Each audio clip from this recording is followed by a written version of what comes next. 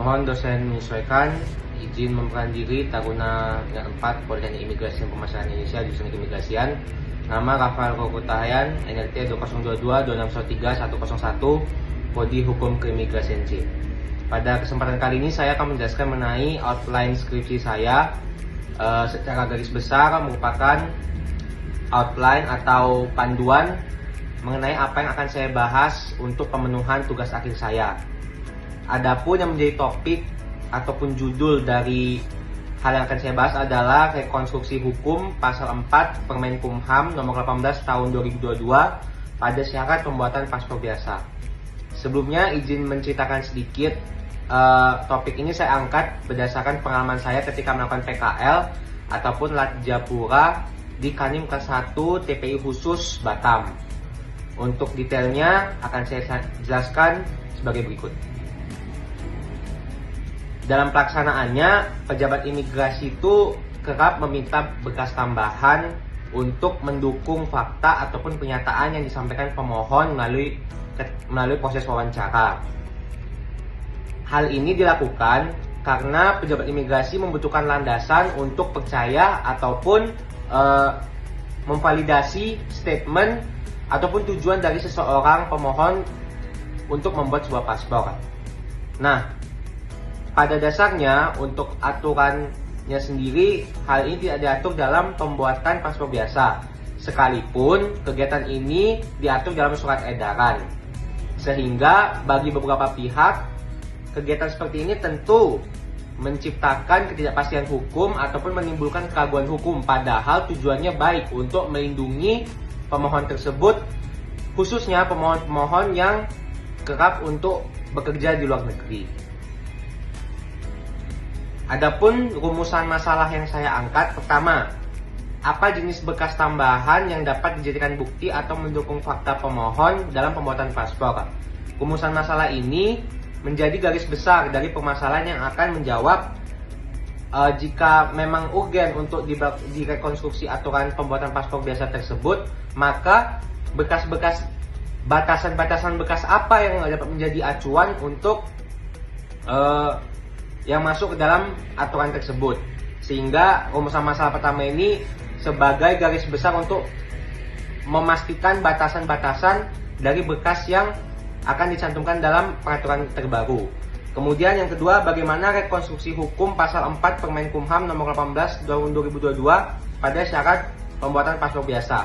Pada rumusan masalah kedua ini akan lebih dijawab dengan simulasi bagaimana jika pasal yang akan ditambahkan dalam peraturan pembuatan paspor. Jadi akan diberikan beberapa opsi, contoh bunyi pasal yang dapat digunakan untuk menambah syarat dalam pembuatan paspor. Dugaan awal kenapa kasus ini diangkat adalah karena diperlukannya sebuah aturan yang dapat menjadi dasar pejabat imigrasi dalam meminta berkas tambahan guna melindungi pemohon yang akan membuat paspor biasa.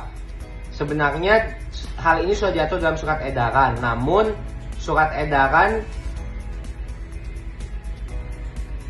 tidak memiliki kekuatan hukum yang sekuat jika aturan ini diangkat menjadi setara permen atau undang-undangan. Kemudian ada jenis penelitian yang akan saya lakukan, ialah yang pertama empiris. Kenapa empiris? Karena menurut saya selain dengan membandingkan hukum antar negara dalam pembuatan paspor biasa, kita juga perlu untuk mendapatkan informasi dari orang-orang yang berkompeten di bidangnya, semisal kepala seksi dokumen perjalanan ataupun orang-orang yang dapat memberikan masukan mengenai pembahasan tugas akhir saya ini. Kemudian normatif. Jadi pada dasarnya tugas akhir saya ini bersifat empiris dan normatif. Adapun normatif, teknik normatif dapat dilakukan dengan cara membandingkan aturan keimigrasian perihal pembuatan paspor di berbagai negara. Apakah memang ada negara-negara yang memberikan kewajiban bagi pemohonnya untuk membawa berkas tambahan dalam permohonan paspor baru. Adapun data penelitian yang menjadi dasar tugas akhir saya adalah pertama data primer, yaitu aturan keimigrasian dalam pembuatan paspor baik di Indonesia ataupun luar negeri sebagai pembanding. Kemudian wawancara kepada pejabat imigrasi yang berwenang atau berkompeten di bidangnya. Kemudian untuk data sekundernya ialah skripsi, penelitian, dan jurnal ilmiah rekonstruksi hukum terdahulu. Adapun teori yang saya gunakan ialah teori diskresi, karena teori ini berguna untuk mendukung penambahan pasal atau rekonstruksi aturan untuk memberikan perlindungan bagi pejabat imigrasi sehingga tidak bertumpu pada diskresi yang menciptakan kesan penyalahgunaan wewenang ataupun inkonsistensi aturan. Jadi pada intinya teori diskresi ini menjelaskan bahwa penambahan pasal ini dapat diperlukan agar diskresi dari pejabat ataupun kewenangan pejabat yang berlebih ini tidak menimbulkan kesan disalahgunakan atau digunakan sewenang-wenangnya.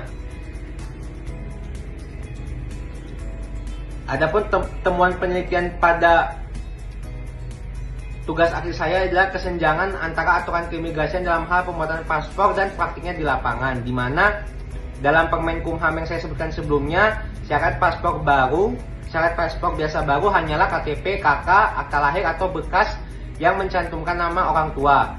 Kemudian surat kewarganegaraan bagi ex-WNA yang telah menjadi WNI. Nah, dan tidak mencantumkan berkas-berkas lain yang dapat mendukung perlindungan bagi pemohon yang akan bekerja ataupun melakukan perjalanan ke luar negeri. Keaslian penelitian saya melihat dari skripsi alumni senior Politeknik Imigrasi Angkatan 22 Bang Bima Yosua Anugrah Tarigan Sibero yang membahas mengenai rekonstruksi hukum pasal 78 Undang-Undang Keimigrasian dalam pemberian tindakan administratif keimigrasian atau TAK terhadap orang asing yang overstay di wilayah Indonesia. Ketika saya membaca penelitian tersebut, tugas akhir tersebut, saya melihat bahwa senior saya melakukan komparasi hukum pemberlakuan overstay 60 hari dari beberapa negara. Bagaimana mereka memperlakukan warga negara asing yang melanggar dan bagaimana ganjaran yang diberikan. Sekian yang dapat saya sampaikan. Terima kasih.